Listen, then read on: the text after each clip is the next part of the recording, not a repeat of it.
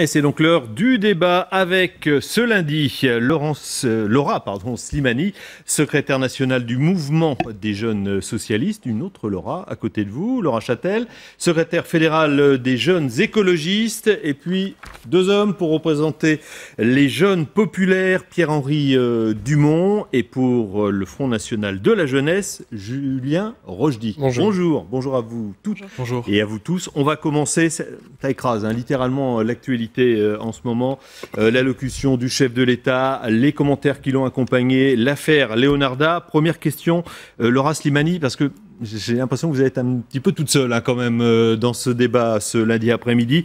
Est-ce que vous avez un argument pour nous convaincre que l'on vient d'assister à un bon week-end pour François Hollande et le Parti socialiste ? Je pense que pour quiconque se réclame de l'humanisme, de la République et de la gauche, évidemment, nous n'avons pas passé une excellente semaine. Tout le monde va s'accorder là-dessus. Ensuite, je pense que le président de la République a eu raison, parce que quand il y a une fracture dans le pays, quand il y a une division, eh bien, le président de la République est là pour rassembler. Et c'est pour cela qu'il a pris la parole. Je pense que c'était justifié. Il a exprimé que le débat était clos. Moi, je pense qu'aujourd'hui, on peut avoir, si on a un débat à avoir, ce n'est pas un débat sur le cas particulier de Leonarda, mais bien sur la politique migratoire globale qui est menée par le gouvernement. C'est en ce sens que les jeunes socialistes travailleront dans les semaines à venir, mais certainement pas pour faire d'un cas particulier la cristallisation de l'ensemble de l'actualité. Parce qu'il y a des sujets qui sont François Hollande a essayé, mais bon, lundi après-midi, est-ce que vous pensez, quand vous voyez les journaux ce matin, vous écoutez la radio, vous regardez la télé, vous pensez que c'est bon ? Je pense que ça fait plaisir aussi à un certain nombre de commentateurs de continuer à élaborer autour de la polémique. Moi, à mon avis, ce qui est plus important aujourd'hui, c'est de voir ce qui est en train de se passer autour des stages. On a un gouvernement qui mène la priorité jeunesse en encadrant les stages dans les entreprises. Et c'est là-dessus que moi, je souhaiterais que le débat se focalise. Bon, c'est pas le cas aujourd'hui. Autant vous le dire tout de suite. Bien, Laura Châtel ou du côté de la droite et du Front national, est-ce qu'on a la même perception ? Bon, si vous me dites oui, là, on arrête le débat tout de suite. Bah écoutez, en tout cas pour les jeunes populaires et pour l'UMP, François Hollande avait deux possibilités. Soit il avait la première possibilité, était de dire on respecte le droit, et dans ce cas-là, Leonarda et sa famille restent au Kosovo, ou soit on cède à l'émotion. Dans les deux cas, les deux solutions étaient un peu difficiles. Il a réussi l'exploit de trouver une troisième solution encore pire que les deux autres, c'est-à-dire de dire que seul Leonarda pouvait rentrer en France. Je suis vraiment très surpris par cette décision. On connaissait son sens de la synthèse, on le pensait un peu meilleur. Mais Pierre-Henri Dumont, encore une fois, vous lisez la presse, vous écoutez les commentaires, bon, vous êtes de bonne humeur, mais est-ce que vous ne vous dites pas que c'est mon voisin, Julien Rochdy, Front national, qui risque de tirer les marrons du feu à l'arrivée, lors des prochaines échéances électorales ? C'est un peu ce qu'on lit, hein. Enfin, c'est beaucoup ce qu'on lit même. C'est beaucoup ce qu'on lit, mais il ne faut pas avoir peur, c'est-à-dire que si nous, en tant que UMP et Jeunes Populaires, on présente dans les différentes municipalités un programme qui est clair, qui peut être de droite décomplexée, qui sait exactement ce qu'il veut dire et ce qu'on doit faire dans ce cas précis, je pense qu'on ne risque pas de faire face à de très grandes déconvenues, d'autant plus que le Front national n'est pas encore un parti de position et majoritaire. Bon, je vous écoute, il faut être droite décomplexée donc, pour réussir. Après, chacun a sa sensibilité. Moi, je suis plutôt droite décomplexée. Je pense qu'il faut dire forte, comme on dit, non ? Droite forte, ouais. Disons une droite qui s'assume d'être de droite, c'est pas forcément un gros mot, sans tomber dans la caricature, mais non, il faut s'assumer. Moi, étant moi-même candidat aux élections municipales dans le Pas-de-Calais, je peux vous dire que je mène une politique et je me présente un projet qui sera un projet clair, défini, aussi bien sur la sécurité que sur l'aide aux personnes, aux migrants, qui sont aussi un problème chez moi. Julien Rochdy, vous vouliez intervenir, je vous ai coupé la parole, allez-y. Non mais quand on dit qu'on pourrait tirer les marrons du feu, ça me gêne un petit peu parce qu'en l'occurrence, là, les marrons, on leur aurait bien laissé au Parti Socialiste parce que dans cette affaire, c'est la France qui est dégradée, c'est la France qui est totalement ridicule, encore une fois. Que Hollande se ridiculise, il a l'habitude, je crois que c'est vraiment une coutume chez lui, mais le problème c'est que maintenant qu'il est président de la République, c'est la France qui le dégrade. Et là, on a eu affaire à une histoire totalement pitoyable, mais totalement pitoyable. On est censé avoir un président de la République, on a une assistante sociale. Le rôle qu'il s'est octroyé là est le rôle d'un sous-préfet à peine. Le cas de Leonarda, à la limite, n'est pas intéressant. Qu'est-ce qui s'est passé ? Il a cédé à des pressions de toute la gauche bien pensante, même pas du peuple français et de l'opinion, parce qu'un sondage est sorti montrant que 2 tiers des Français sont pour que la loi s'applique et que Leonarda et sa famille retournent dans leur pays. non pas non plus sur ce qui est nécessaire en France, c'est-à-dire effectivement, est-ce que cette famille-là doit rester en France ou pas. Je crois que c'est pas vraiment un problème politique extrêmement important. Il a cédé face à, je sais pas moi, Télérama, Libération et France Inter. Enfin, je veux dire, je ne comprends pas qu'est-ce qui détermine l'action publique aujourd'hui. Surtout quand on écoute le président de la République. Je termine là-dessus. Surtout en plus, pour dire n'importe quoi. Parce que là, dire, écoutez, la famille va rester au Kosovo, mais Leonarda peut venir, c'est tout à fait ridicule, parce que pourquoi pas ses frères et sœurs? Enfin, je veux dire, c'est n'importe quoi. Donc du début à la fin, c'est risible, et le problème, c'est que vous avez vu dans la presse européenne notamment, tout le monde se moque de nous avec cette histoire. Bon, manque de Hollande visibilité, se ridiculise, et il ridiculise la France, et ça fait franchement du mal. Alors, Laura Châtel, vous n'avez pas encore entendu. Oui, c'est bien dommage que M. Rochdy, qui parle tout le temps de la France, des valeurs de la France, ne trouve pas normal que le président de la République estime nécessaire de parler sur un thème qui quand même touche aussi aux valeurs de la République, non, le droit à l'éducation. On a un mineur s'en fout de Leonarda, il s'en moque. Qui est interpellé dans le cadre scolaire. En effet, moi je trouve que ça mérite un discours du président de la République. Ça mérite que le président de la République s'exprime sur cette question. Maintenant, je vous rejoins on s'en moque de votre avis. Sur le fait. Ah bah j'ai été invité pour donner mon avis. Oui, en l'occurrence, on écoute l'avis de tout le monde sur LCI. Je veux dire, l'avis de la gauche bien pensante, c'est pas elle qui fait tout dans ce pays, bon sang, et on dirait qu'elle détermine l'action publique aujourd'hui. Alors Laura Châtel, continuez dans votre raisonnement. Je trouve en effet que la solution proposée par le président de la République n'est absolument pas satisfaisante, parce qu'en effet, Leonarda a aussi des frères et sœurs, et après tout, pourquoi est-ce qu'elle reviendrait en France, pas ses frères et sœurs? Nous, ce qu'on demande, c'est que tout le monde puisse rentrer en France, parce que ces enfants étaient scolarisés depuis longtemps, et en effet, ils étaient intégrés. Même si ça va contre, parce qu'il y avait référence à un sondage qui est sorti, je crois, dans le Parisien samedi matin, et qui donnait 77, oui, les 2 tiers, enfin une très large majorité effectivement, approuvant la position de Manuel Valls, donc la plus dure au sein du gouvernement. Que selon comment sont posées les questions des sondages, etc., quand on arrive à 77%, je crois, là quand même, on n'est plus dans la marge d'erreur.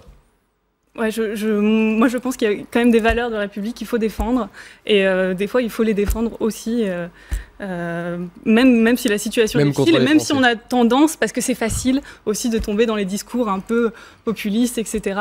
Regardez, voilà, alimenter la haine, alimenter le discours de peur, c'est très facile, mais c'est pas comme ça qu'on fait une politique courageuse, et une politique de gauche, une politique humaniste. Non mais c'est pas ça, si je peux me permettre, c'est pas ça la question. La question c'est est-ce que la famille faisait acte d'intégration? Le père ne faisait absolument pas acte d'intégration. D'ailleurs, on a bien vu dans ses déclarations qui en sont suivies qu'il ne voulait pas s'intégrer, qu'il ne veut toujours pas s'intégrer, qu'il veut simplement venir en France pour obtenir des allocations.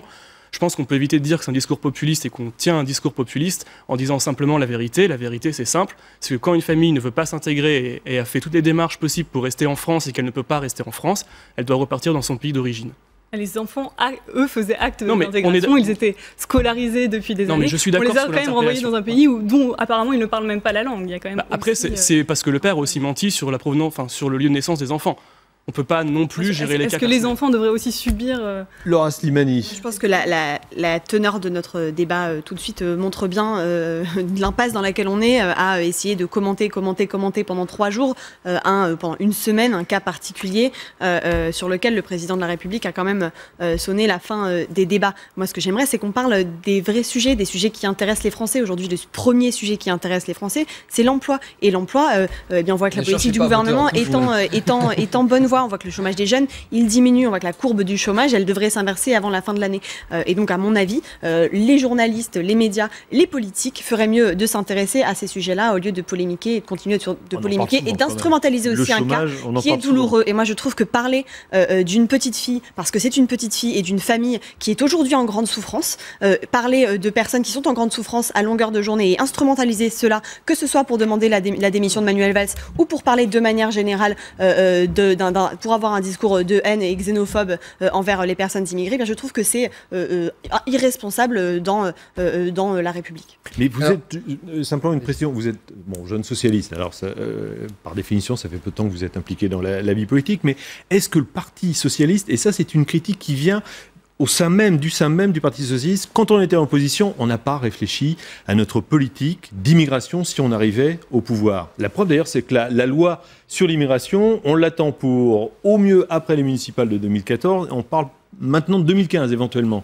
Je pense qu'effectivement, il faut que nous ayons une réflexion. Et cette réflexion, elle doit porter sur quoi? Elle ne doit pas porter sur combien de personnes on doit expulser par an. Elle doit porter sur quel est le coût et l'efficacité des expulsions. Parce que chaque année, on réussit à expulser 20 000 personnes en France. Il y a à peu près 200 000 personnes en situation irrégulière sur le territoire français. La question qu'on doit se poser, c'est est-ce qu'on multiplie par 10 les centaines de millions d'euros qui sont aujourd'hui consacrés à cette politique, ou est-ce qu'on mène une politique d'intégration et de régularisation des travailleurs sans papier? Alors, une fois n'est pas coutume, mais je vais abonder dans le sens de ma camarade socialiste pour dire qu'effectivement, le cas de Leonarda n'a pas grand intérêt. Il s'avère qu'elle a eu les médias sur elle, mais ça aurait très bien pu être quelqu'un d'autre. Ce qui est important, le vrai débat de fond que nous devrions avoir en France, c'est celui de l'immigration.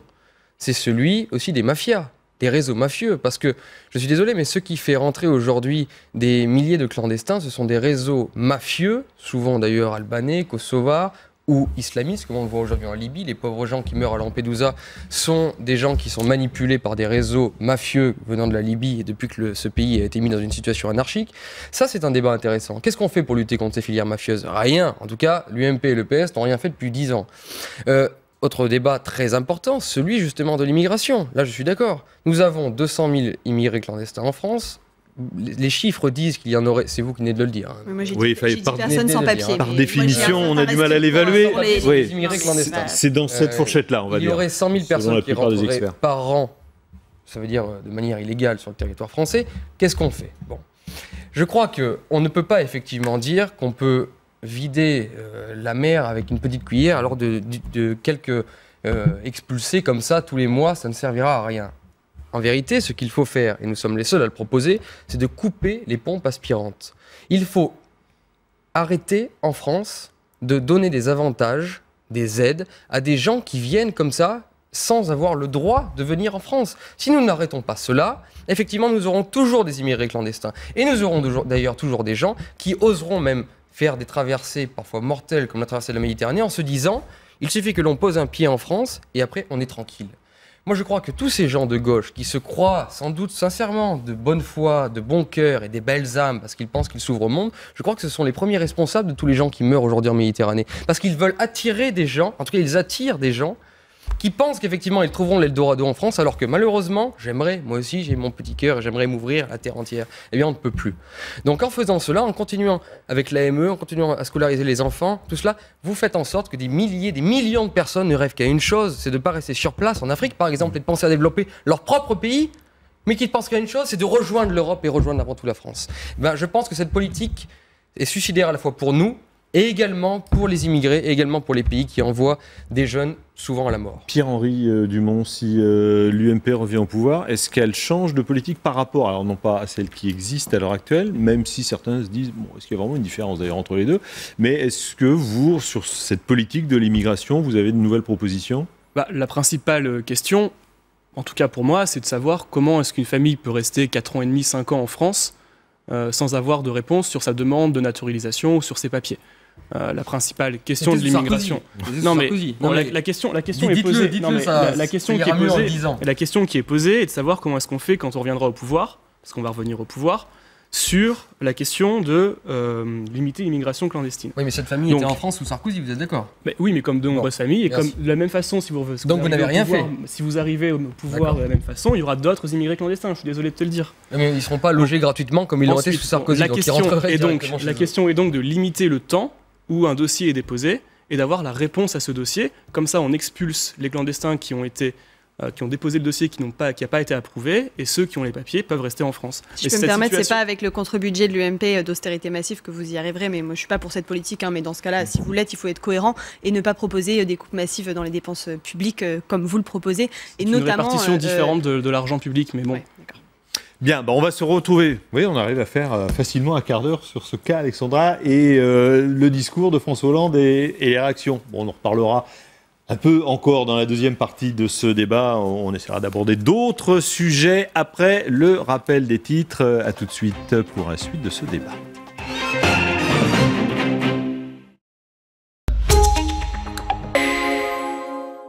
Profitez de la vie sous son meilleur jour, dehors ou à l'intérieur. Avec la nouvelle technologie Chromé A7, les verres Transition Signature sont encore plus réactifs à la lumière. pour voir le monde tel que vous ne l'avez jamais vu. Profitez de la vie sous son meilleur jour. Demandez les nouveaux verres Transition Signature à votre opticien.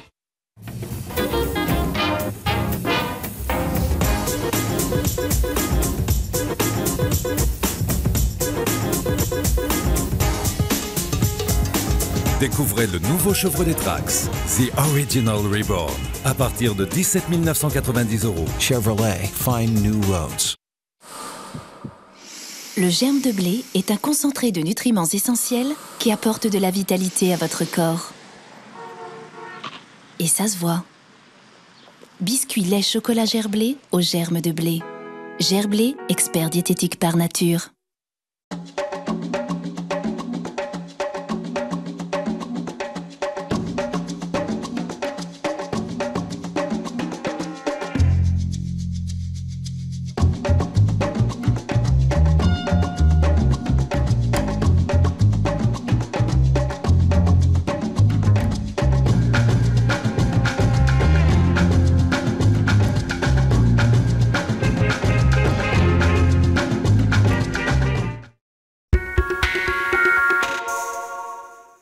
La météo avec AJP, association d'assurés pour la retraite, l'épargne et la prévoyance. Partenaire d'AXA.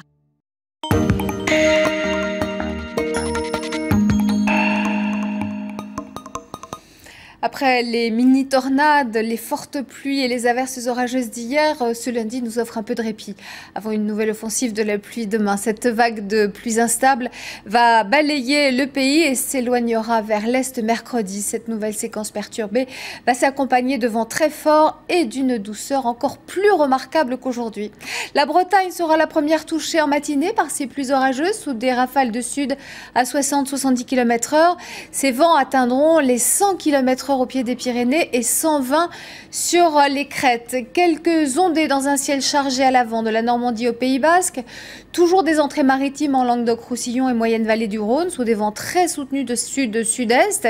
Ailleurs, la matinée s'annonce beaucoup plus calme et souvent ensoleillée, mais cela ne durera pas, en tout cas du nord au centre et au sud-ouest. Vous le voyez, l'après-midi touché à leur tour par cette vague de pluies orageuses. Toujours beaucoup de vent à l'arrière, un ciel de traîne ponctué de belles éclaircies, mais aussi parfois d'averses orageuses. L'est conservera son ciel clément et lumineux, tandis que dans le sud, la dégradation va s'accentuer. Du golfe du Lion à la moyenne vallée du Rhône, les pluies se réactiveront. Elles s'annoncent très soutenues sous les orages, notamment sur le Gard et l'Ardèche.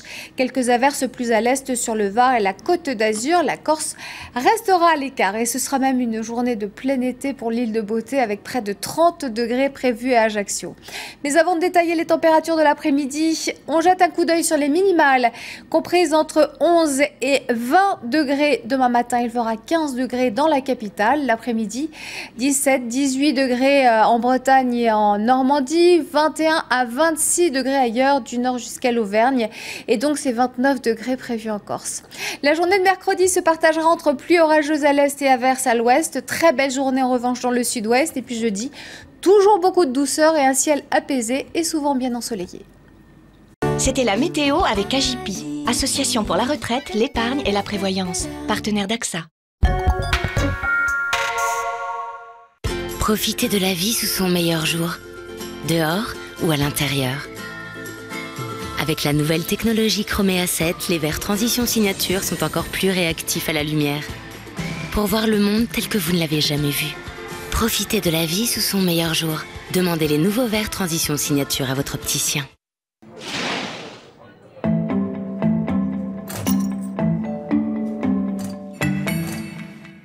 Une petite erreur sur le dossier d'un client peut vite se transformer en une lourde demande d'indemnisation. Protégez votre entreprise avec les assurances professionnelles Hiscox. Demandez un devis gratuit au 0801 800 955.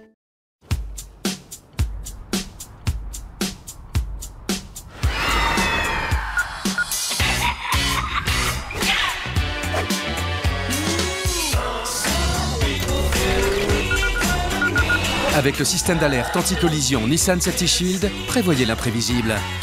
En exclusivité sur le tout nouveau Nissan Note. Nouveau Nissan Note, à partir de 149 € par mois, sans apport.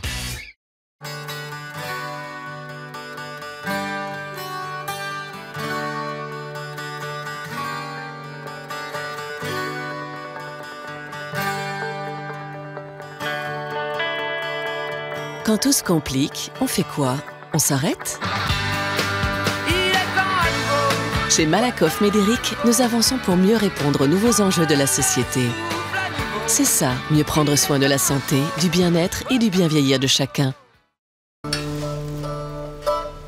Oh, c'est vraiment du beau travail. Elle est parfaite. Merci. On part sur 5 alors? 200. Vous êtes équipé pour ça? Vous pourrez tenir les délais? Oui. Je vous fais confiance. 200. On va y arriver. Nous répondons en 24 heures aux demandes de financement de matériel des pros. Société Générale, élu service client de l'année 2014. Le germe de blé est un concentré de nutriments essentiels qui apporte de la vitalité à votre corps. Et ça se voit. Biscuit lait chocolat gerblé au germe de blé. Gerblé, expert diététique par nature. Avec leur voiture, il y a ceux qui roulent pour la première fois et ceux qui roulent depuis longtemps. Il y a ceux qui n'ont pas de temps à perdre et ceux qui sont vraiment exigeants. Il y a ceux qui sont attentifs aux économies, très attentifs, et ceux qui aiment la simplicité. Ils sont tous différents et ils ont tous choisi Direct Assurance pour leur assurance auto. Car ils font en moyenne 208 € d'économie pour les mêmes garanties. Et si vous trouvez moins cher ailleurs, Direct Assurance vous rembourse 2 fois la différence.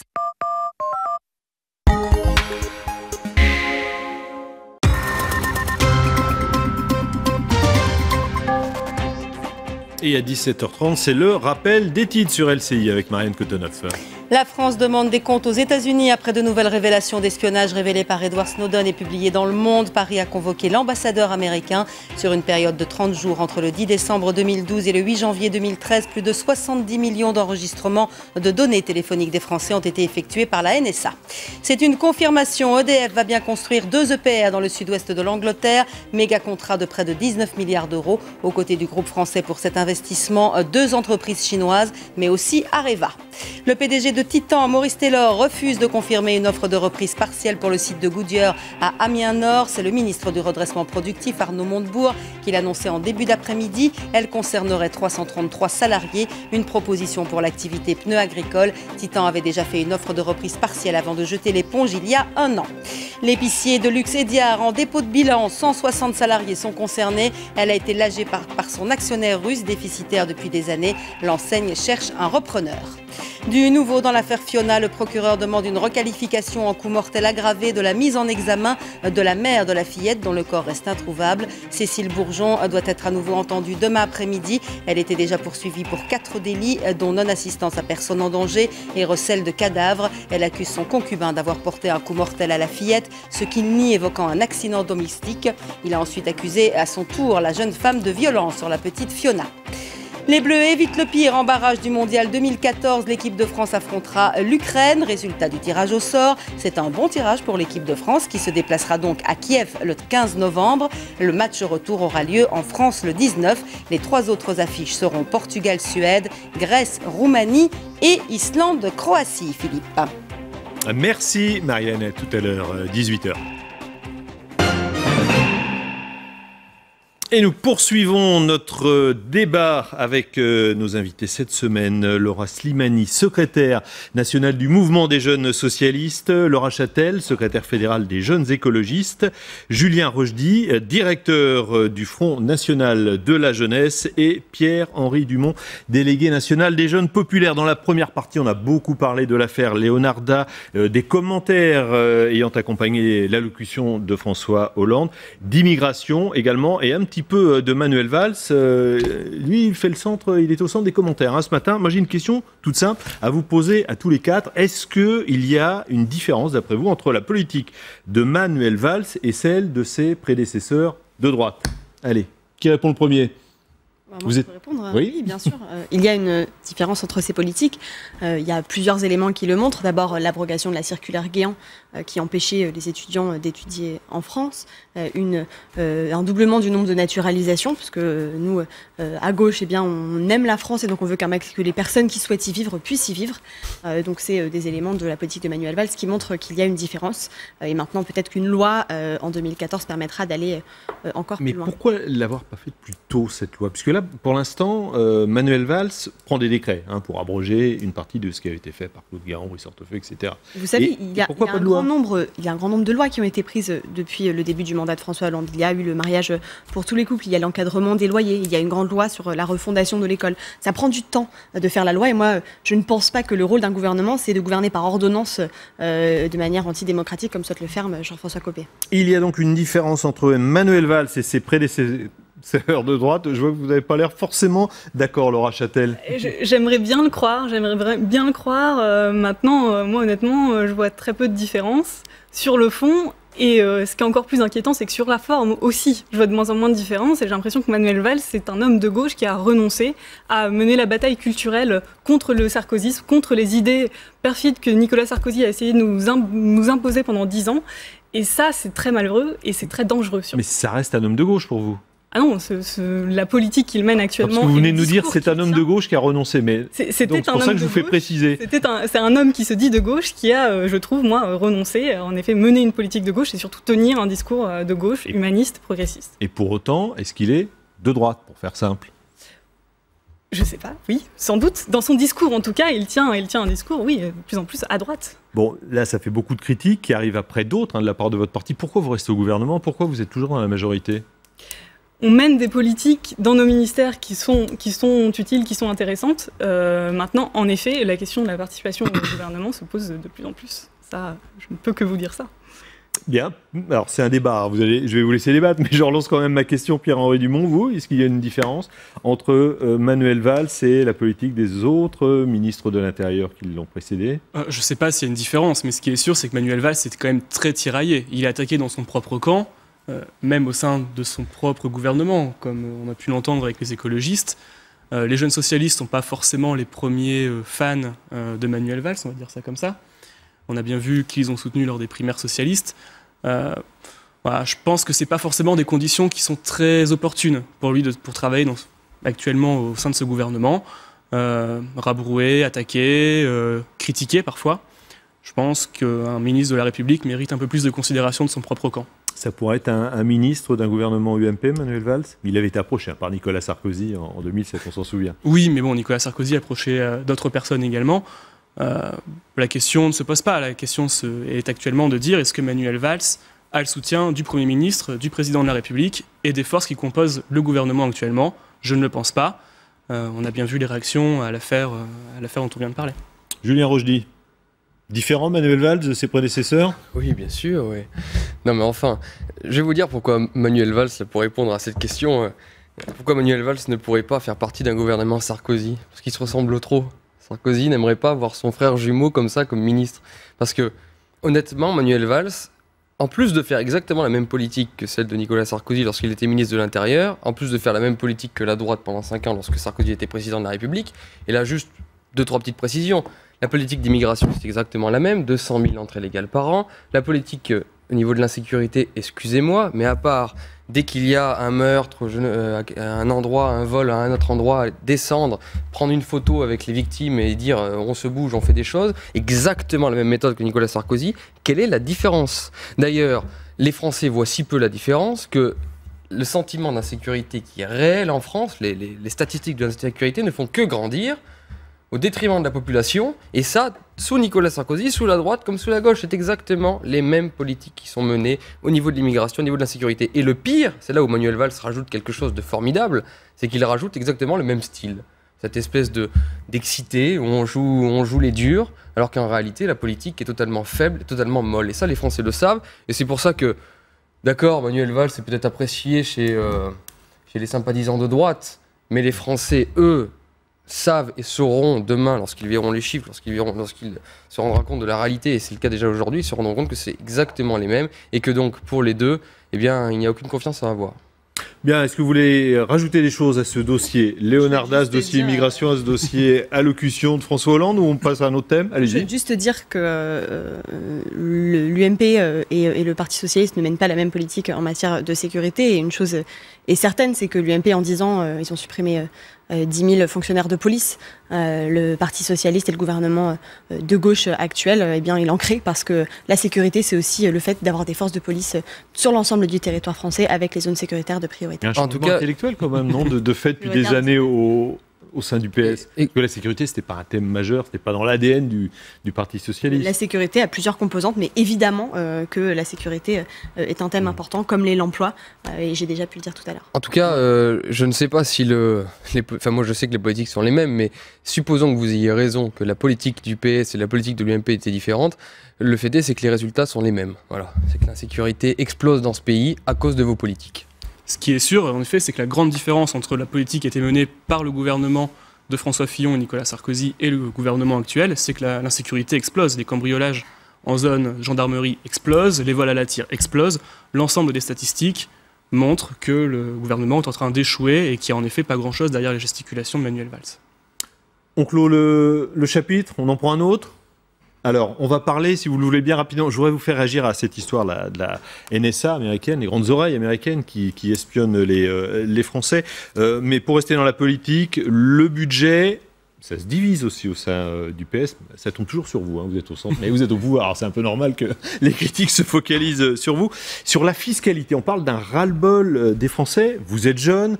Bon, je ne sais pas si vous payez des impôts et beaucoup d'impôts. Ça ne me regarde pas. Mais est-ce que pour vous, la fiscalité, c'est une préoccupation? Est-ce que vous ne considérez pas que c'est on surestime ce thème, en quelque sorte, en ce moment? Ah non.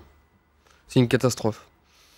Les prélèvements obligatoires qui augmentent qui ont vraiment commencé à augmenter terriblement à l'été 2011 sous le gouvernement de François Fillon, il faut le rappeler quand même avec la surtaxe Fillon, sont en train d'étouffer les Français. Je veux dire, moi, je ne vais pas parler des adultes, parce que moi, je les vois, les artisans, ceux qui payent leurs impôts et tout ça, galèrent vraiment terriblement, mais je vais parler même des jeunes. Vous savez quand même qu'il y a eu un sondage qui est sorti, que 80% des jeunes qui ont un diplôme essayent de trouver un travail à l'étranger. Pourquoi ? Parce qu'ils pensent qu'ils n'ont aucun moyen en France, non seulement déjà de trouver un emploi, et si jamais ils en trouvent un, de pouvoir vivre à peu près décemment avec cet emploi. Aujourd'hui, on est en train de tuer en France toute l'énergie, toute la vitalité, alors qu'on a un potentiel pourtant français qui est très très fort. Les jeunes français ont des idées, ils ont un potentiel actif, ils ont une vraie force, une vraie puissance, et on est en train de les tuer pour payer une Europe qui ne rapporte rien, pour assumer des plans d'austérité qui sont en train de plonger toute l'Union européenne, toute la zone euro dans une asphyxie totale, dans une croissance zéro, et pour payer aussi, pour essayer de conserver des minima sociaux et nos acquis sociaux, alors qu'on fait rentrer des milliers et des milliers d'étrangers tous les ans, qui ne travaillent pas. Donc on est en train de tuer les Français, de les asphyxier, de les étouffer, ceux qui travaillent, pour payer des banques et des acquis sociaux à des gens qui ne travaillent pas. Alors excusez-moi, mais ça donne vraiment envie de partir. C'est terrible à dire, mais moi ça m'ennuie vraiment que les jeunes partent. Vous n'allez pas immigrer quand même. Bah écoutez, moi j'ai envie de rester pour me battre, mais je comprends malheureusement les jeunes qui ont envie de quitter ce pays. Et croyez-moi, de dire ça, ça me fait vraiment mal au cœur. Et ça, c'est à cause des politiques menées par la gauche et la droite, et ça, on ne leur pardonnera pas rien que pour cela. Alors, la fiscalité, c'est un vrai thème ou c'est surestimé? Apparemment, pour les jeunes du Front National, c'est un vrai thème, ça ferait partir certains de France. Voilà, 80% un sondage, vous vous rendez compte? 80% des jeunes... Pour les diplômés, je crois que c'est un sondage qui a été fait auprès de diplômés. Mais s'ils pouvaient, ils le feraient. Trois choses quand même. La première, c'est que il faut arrêter de mentir aux Français. L'immigration, elle ne coûte pas à la France le budget de la sécurité sociale. Elle lui rapporte plus de 13 millions par an. Sûr. Qu'il faut pas mentir. Augmentons-la alors. Deuxièmement, faisons venir 100 millions d'étrangers par an en France alors. Mais en fait, je vous ai pas interrompu et parfois, ce que vous dites est assez insupportable à entendre et pourtant, je vous écoute. C'est ça la politesse. Mais vous, c'est la politique que vous menez qui est insupportable. Bon, Laura Slimani, allez-y. Ensuite, évidemment que la fiscalité, c'est quelque chose d'important. Mais moi, ce que je voudrais, c'est que tout rentre dans le débat. Pas uniquement les prélèvements obligatoires, comme on aime les appeler. Mais bien sûr, la gauche, elle a augmenté les impôts. Mais pourquoi elle a augmenté les impôts? Elle a augmenté les impôts pour permettre de financer des professeurs dans les écoles. Parce que oui, la droite, elle a mené une politique de casse de l'éducation nationale. Et aujourd'hui, les enfants, eh bien, ils ont un meilleur accès à l'éducation, notamment dans les zones les plus défavorisées, qu'il s'agisse des zones rurales ou des zones périurbaines ou des zones des quartiers populaires. Et ça, c'est aussi grâce aux impôts des Français. Si vous avez de l'éclairage public, si vous avez des routes routes qui sont en bon état, eh bien c'est aussi l'impôt qui le finance. Et donc il faut jamais oublier que vivre dans un état providence et qui offre aux citoyens des possibilités pour s'émanciper et pour pouvoir vivre bien, pour avoir accès à la sécurité aussi sur tous les territoires, eh bien ça coûte de l'argent et les impôts servent avant tout à cela. Et enfin, la gauche, oui, elle a augmenté les impôts, elle a augmenté les impôts des plus riches parce que Nicolas Sarkozy, pendant 5 ans, les avait baissés et que ça a fait énormément de mal aux finances publiques. C'est d'ailleurs pour ça que la dette avait explosé de 700 milliards d'euros en 10 ans. Laura Châtel, tout à l'heure sur Manuel Valls, je vous voyais faire non, là je vous vois faire oui. Donc là, vous êtes d'accord avec les arguments du Parti Socialiste? Oui, je suis d'accord. Et je pense aussi que la fiscalité est un thème extrêmement important. Mais je pense qu'on n'en parle pas beaucoup aussi parce que c'est un thème très complexe qui ne se limite pas, comme M. Rochdy aime bien le faire, à hausse ou baisse du prélèvement obligatoire et les immigrés ne payent pas d'impôts. C'est un thème très complexe, mais qui peut être... de l'Europe, des banques aussi, j'ai pas parlé des immigrés. C'est un outil qui peut être très utile. C'est un outil qui peut être très utile et en effet, François Hollande, c'était une promesse de campagne de remettre vraiment à plat cette fiscalité, de mettre en place une fiscalité beaucoup plus juste, une fiscalité écologique qui est essentielle actuellement pour réorienter notre économie vers des secteurs qui marchent, parce que c'est ça surtout qui va créer des emplois, vers faire une véritable transition énergétique. Tout ça, c'est des choses qui se font aussi grâce à la fiscalité. Et en effet, c'est un thème essentiel et c'est un thème sur lequel il faut parler, il faut convaincre. Et la fusion impôt sur le revenu, CSG, on n'entend plus parler par contre. C'est une mesure qui est importante et qui, à mon avis, doit être faite sur le quinquennat. Donc il reste 3 ans, par définition. Pierre-Henri Dumont. Bon, j'ai entendu beaucoup de contre-vérités. La première, c'est assez insupportable d'entendre taper sur l'Europe comme ça à tout bout de champ. Je pense que si on parle un peu aux Français et qu'on leur dise que ça coûte de quitter l'euro, ils comprendront que sortir de l'Europe et voter pour le Front National, c'est pas forcément la bonne solution. Quitter l'euro, ça veut dire augmenter de 20% le prix de l'essence, par exemple. Est-ce que vous êtes prêt à dire aux Français que leur essence va augmenter de 20% ? Mais si vous voulez qu'on ait un débat sur l'Europe, on peut l'avoir quand vous voulez. C'est vous qui avez commencé par... C'est vous qui demandez tout à l'heure à Laura de parler de l'Europe. On parle de l'Europe. Vous êtes bien d'accord là-dessus, hein, maintenant, PSUMP, hein. Écoutez, je pense qu'on partage un idéal européen commun. Voilà, en tout cas sur ce point-là. Ensuite, sur les impôts. Bon.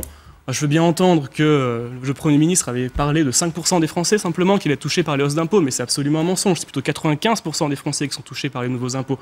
On s'aperçoit qu'il y a 2 millions de Français qui rentrent dans l'impôt sur le revenu. C'est ça, 5% des Français? Moi, je le pense pas. Mais moi, je pense... Vous voulez qu'on parle de la fiscalité? Non, mais vous voulez qu'on parle des 300 millions d'euros que vous voulez retirer à l'aide aux personnes handicapées? Je ne vous ai pas interrompu. Tout à l'heure, vous disiez à Julien que vous n'interrompiez pas, donc je vous permets de ne pas interrompre. C'est un débat quand même, donc vous interrompez, mais modérément. Les 300 millions en moins sur l'aide aux personnes handicapées dans le contre-budget de Jean-François Copé, vous en faites quoi? Sachant que Nicolas Sarkozy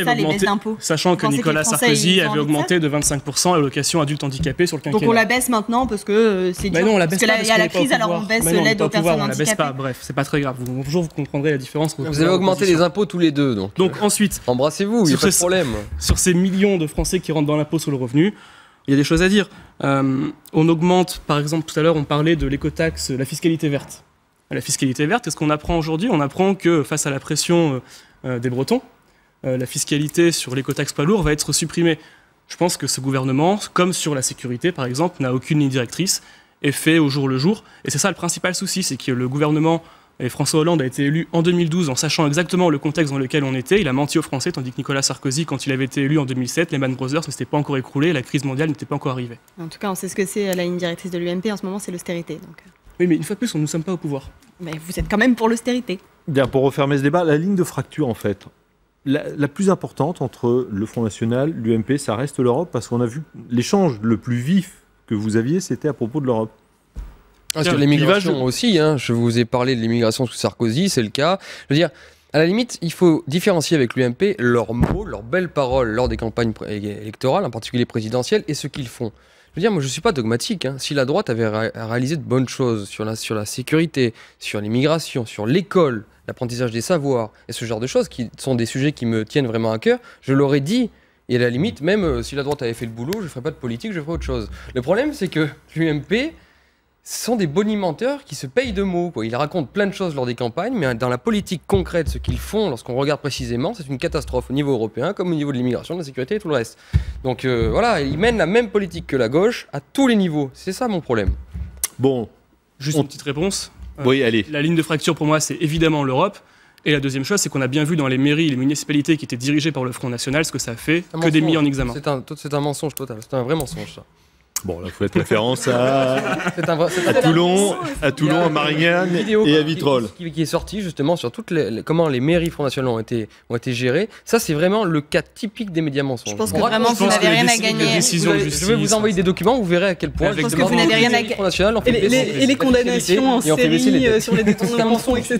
Mais c'est surtout, je pense que aujourd'hui, le Front National n'a rien à gagner à parler de ses candidats. Parce que parler des mairies PS et UMP que vous gérez. Vous voulez qu'on parle de vos candidats aux élections municipales, monsieur Rochdy? Vous voulez qu'on parle de vos candidats aux élections municipales, monsieur Rochdy, qui ose des comparaisons entre des singes et une garde des Sceaux parce qu'elle a la couleur de peau noire? Dans les mairies, je vous parle de ça? garantis que ça changera la classe politique vieillotte que vous représentez et qui mène le pays à la catastrophe.